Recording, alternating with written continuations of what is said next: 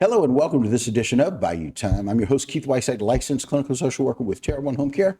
Very glad you're joining us. However you may be joining us, we appreciate it. And it's one of those things where we talk to people all the time in our community about the things that they do. And I will tell you, there's some people that I've known my entire adult life, and we know kind of where they work, but we don't know the specifics of those things. Very glad to have with us my friend Russell DeSalvo. Russ, thanks for joining us, man. How are we doing this morning? We are very, very well. Great. Now, Russell, you are the fire chief over at Coteau Fire Department, but you've been there a long time. I've been here 35 years. 35 years. Now, most people I know, and look, there's several guys that I went to school with, college with, that they've been in fire departments their whole life. Most people who do this, I've always known, like as long as I've known you, since the mid 80s, as long as I've known you, I've known that you're a part of the fire department. You've been a part of fire departments. Tell me what it was that made you want to, I know initially volunteer to be a fireman. What was it to be a fireman? That's one of those childhood dreams, firemen, police, that whole public safety aspect of things. Right. And you just decided this is something I want to do. A couple of buddies of mine got together and we joined all the same day. Okay. And when was that? Back in 83. 1983. Yeah. John. And where was that? That was Bayou. Bayou Cane Fire Department. Very familiar with it in the area where I live, thank God. And what a great group of guys, right, that you've seen over the years coming through Bayou Cane Fire Department. And you've done that for so many years, but you've not gotten paid for that until recently. No, up until 2011, I was completely volunteer. Wow. And that's one of those things that's just rather remarkable to me that the gentlemen put their lives on the line. The education and training is immense. And that's every year, too. Yeah. It's a continual thing. Yeah. And so those guys, it's just one of those things, and they do it to serve their community. And you've seen that for so very long. So first and foremost, I want to say thank you. As a member of our community, I just want to say thank you for what you've always done. And, as long as I've been friends with Mike and with John, you were always that big brother to all of us who said, this is what you do. Yeah. You take care of your community. And there are people that say that, and then there are people that do that. And so you guys do that. And that's just really, really exciting. Let's talk a little bit about some of the transitions you've seen over the years. Tell me maybe something that may surprise us or something that has surprised you about being a part of the fire department for that long. I mean, we do make a difference. Oh, yeah. And it's kind of cliche. It's one of those things that is just words. No. Right.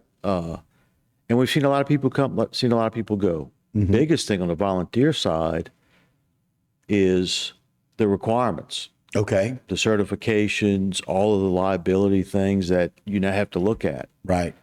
So 30 years ago, 35 years ago, that wasn't always the case. People could volunteer like a little bit more casually, I guess is a way to say that.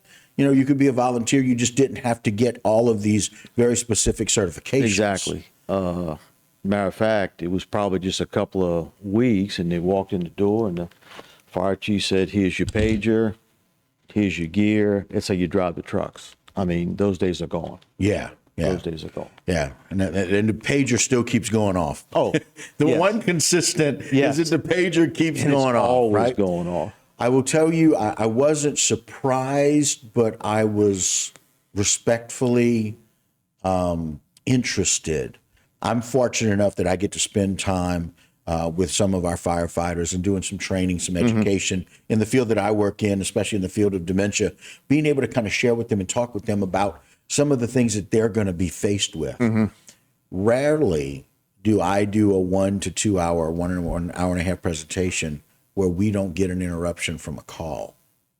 Yeah. And it's interesting because that energy, that, and I don't want to use the word excitement, but it's just this immediacy of I'm in need. Those guys, without a second thought, closed books, jumped up, gone. And they know what their purpose is. And let's talk a little bit about the teamwork that you see with the different fire departments and certainly with yours. Well, as much as we're individual, we all have the same job. We all have that same focus, that same commitment and dedication to the public. Right. And that's to keep them safe. Yes. I guess one of the things, and my wife will tell you right now, I can't tell you how many times she's walked home because I've left her in a restaurant. Wow. Which is kind of crazy. Yeah. And yes, we're still together. After all these years. Right. But interestingly enough, I'm sure that her perspective is that you kind of know what you're getting into. Yeah. And just know that that's going to be difficult. And quite frankly, I would expect that her perspective on that is, I get to go home. Yeah. He's got to go to work and go to take care of people that need him. And so I'm hoping that that's the higher purpose that she sees. Yeah. But initially, it's probably, oh, that damn pager went off. I think I'm probably walking home. Yeah. Or now, she can get an Uber, right? Yeah. Thank God, as we get a little older, we have better options, or she can call somebody and come and get her. Yeah. Those kinds of things. Well, for all of the men and women whom you have worked with over the 35 plus years as being a member committed to our community, all of those men and women who have made a difference. And so for your brothers and sisters who are fighters everywhere, because I know how dedicated you guys are and what that takes. And I've done that by paying attention to what our community leaders do and what our community servants do. We're thankful. I want to talk a little bit about the pumps when we come back. Okay. And some of the excitement. You get to show us what things are happening in our area. And so we'll do that. We'll come right back. All right, sounds good. All right, very good. All right, guys, Russell's going to stick around. You do that as well, as we'll come back and talk to the chief here when we return on Bayou Time.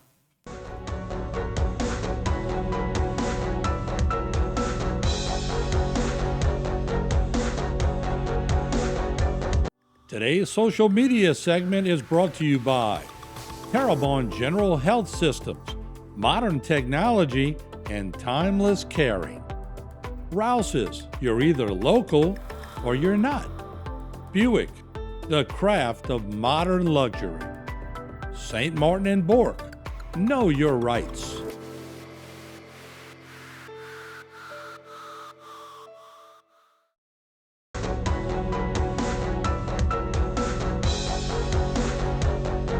Hello and welcome back to this edition of Bayou Time. Again, your host, Keith Whiteside. Thanks so much for joining us. Welcome back to the program, Russell DeSalvo. Russ, appreciate you being here, Chief. No, thank you. All right. And just, it's one of those things where we all see these fires, these marsh fires, and we know you guys have been so very busy, especially this year. But I don't know that everybody knows what goes into fighting those things or what y'all are doing thereafter. And so we got some videos kind of to share with people. We know some of the problems, so roll that. This is a little bit about some of those marsh fires that we saw, right? Yeah, what you just saw was kind of the aftermath. Okay. We actually had the parish come in to create a fire break to keep the fire from spreading in that area. Right. A lot of it right now we're at monitoring. Okay. As you can see, they've actually had to lay pipe a little over a mile by the time we finish with it. Wow. Right now they're about halfway through with laying that. Just that area that's burning. Mm-hmm. It's still burning underneath. We discussed that last time. Right. No water, no access to water. Right. And that's where we're at now. And so that's what we're doing now. We are finding a way to get water to these areas that we know are some of these high risk areas. Yes.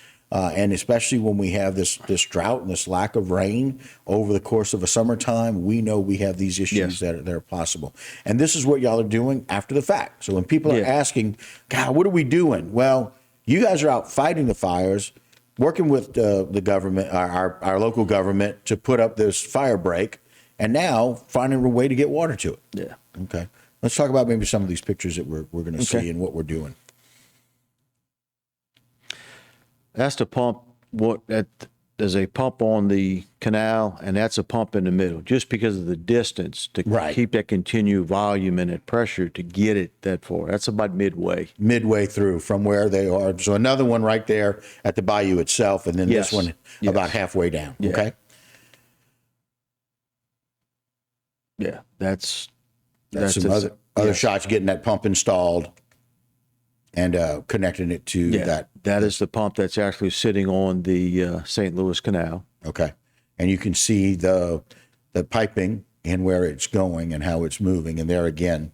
Yeah. Long distance, a lot of work. Yeah. This is the pipeline. Okay. Again, this is almost 3 weeks into it, and we still have some burning areas. Burning areas still, as after 3 weeks of Yes. doing that. And then again, this is recent pictures. Yes. And so this is what we're dealing with. And so people are wondering why. It's like, oh, I think people think these things start and stop. No, But they don't. No, they're burning underneath. Now, this is taking this weekend.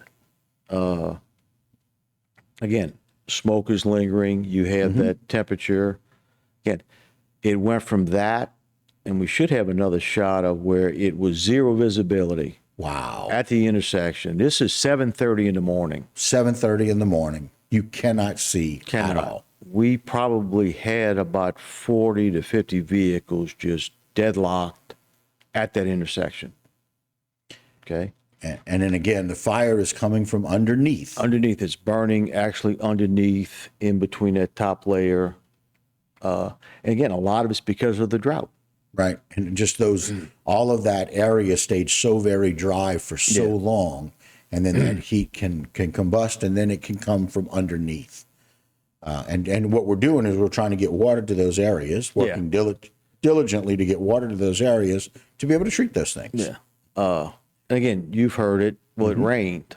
Well, Right. it's kind of like taking a sponge and taking a water bottle and just spraying it with a mist. The top's wet, Right. but it doesn't soak in. And that's the situation we're with. And the only way to do it, to put that fire out, Is to get enough water. is to get enough at the water bottom. where it absorbs. And it, I hate to say to flood the area, but that's basically what we- needs to be done. Yeah, we need to flood the bottom area. We need to of put that water where marsh. the fire's at. And Right. unfortunately, it's 12 to 15 inches deep in some areas. 12 to Yes. 15 inches. Yeah, there's some areas when we were out there, actually, and you actually have to dig it, put water to keep it. Like I said, the fire break's going to keep it, but there's even some areas still in there that are green and dry. Not everything within that 125 acre area that is still combustible, still can burn. Right. It's still got the capacity to Yes, keep burning. yeah. And Like I and said. that we just, and again, we have drier air now, you know, and we get into this time of the year where we have less humidity, but the air's drier. Yeah. And so the ground stays drier. Yeah. And we have, we, like you said, we get a little bit of rain, and it's like spraying a mist on a sponge. It's a great analogy because the top of that gets a little wet. Yeah. And the second layer may get a little wet, but there's no way But we're we're touching not the bottom. getting what it takes to put fire down below. We got to get it soggy. Yes. And we got to really get water where it needs to be. And a little bit of rain does some good, but it doesn't do enough good. Let's talk a little bit about the partnership with the parish and how well it's going to be able to get what y'all need to get to this point. Yeah. We made a couple of phone calls and realized that this is definitely more the resources we had. Now, we're able to work with Bayou Blue, Bayou Cane, Montague, got some equipment from Lockport. Wow. These side-by-sides with tanks on them to go out and put these little spot fires out. But the biggest thing was to create that break. Right. Because of the parish's experience with the Savannah Road, Right. Gibson, Yeah. Donchaco, Right. all of those areas. recently Right. in the area, which is, again, unheard of, Right. this area. Being able to do that. They were And- able to do it. Right. And then with getting this water, trying to get it done. So the smoke has been an issue. Hopefully this is going to eliminate that. Well, Chief, we appreciate what you're doing. Russell, I appreciate what you're doing and your team. So thanks so much for all of that. Right. All right. Great. All right, guys, that'll do it for this particular segment. Don't go anywhere. A lot more Bayou time when we continue.